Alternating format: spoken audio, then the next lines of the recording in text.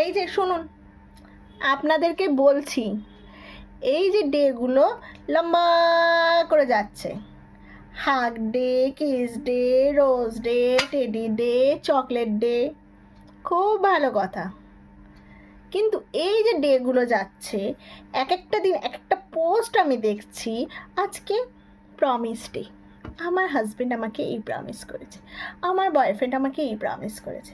আজকে rose day, আমাকে দেখুন রোজ এনে দিয়েছে। আজকে চকলেট ডে, কত চকলেট এনে দিয়েছে। আমার মানসিক অবস্থাটা কি বুঝতে পারছেন? বুঝতে পারছেন না। আমার কি ডে চলছে তাও জানেন? তাও আপনারা জানেন না। আমার একলা চলো ডে চলছে, একলা একলা চলছি, সেটাও ভ্যালেন্টাইন্স ডে পর্যন্ত চলবো, তারপরের দিন পর্যন্ত চলবো। সেদিনকে এখন হাজব্যান্ডকে বললাম যে আসার সময় আজকে রোজ ডে, একটা তো রোজ এনে দিতে পারতে। তার অ্যান্সার কি জানেন? ও, এর জন্যই ফুলের দোকানে এত ভিড়, এর জন্য সবার হাতে দেখছি গোলাপ ফুল।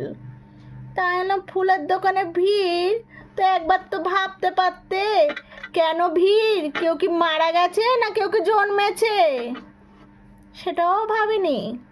ভিড় তো ভিড়, আমার তাতে কি, আমি আমার মতো চলছি।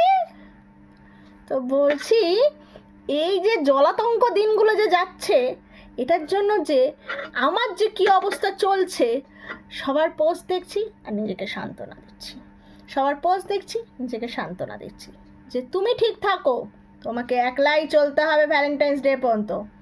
তো এই ডেগুলো কবে পালন করা বন্ধ হবে একটুখানি আমাকে জানাবেন।